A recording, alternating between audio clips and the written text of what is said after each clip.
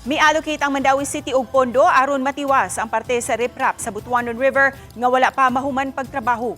Kini aron kalikayan nga mabahaan ang komunidad sa dapit kay adto musud ang tubig kun mo-overflow ang sapa. Ani ang report ni Nico Sereno. Kini ang parte sa flood control project sa sitio Talong sa barangay Paknaan sa may 6.5 hectare relocation site.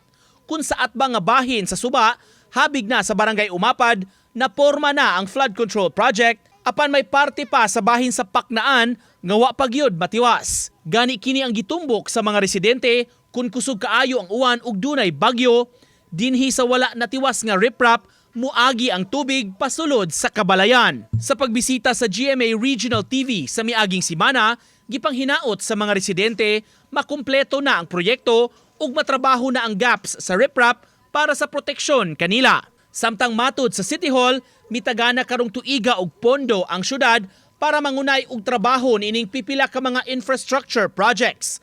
100 million pesos gikan sa city budget kundi usa sa pundohan ang pagpatrabaho sa parte sa riprap sa sitio Talong.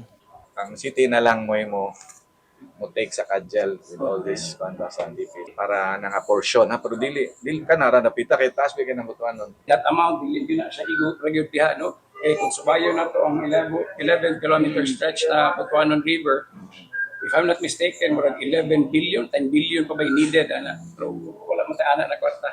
So ang ato lang diha kanilang yung lowest lying area diha sa Butuanon River sa Paknaan. Parte usab sa budget nga gi-allocate ang desilting o pagpalawom sa mga kasapaan sa Mandawi para makaalibyo sa pagbaha kung dautan ang panahon. Part sa strategy is desilting ba? So nabutangan po na sa budget this year. I think somewhere like 20 or 25 million. Nico Sereno, Balitang Bisdak.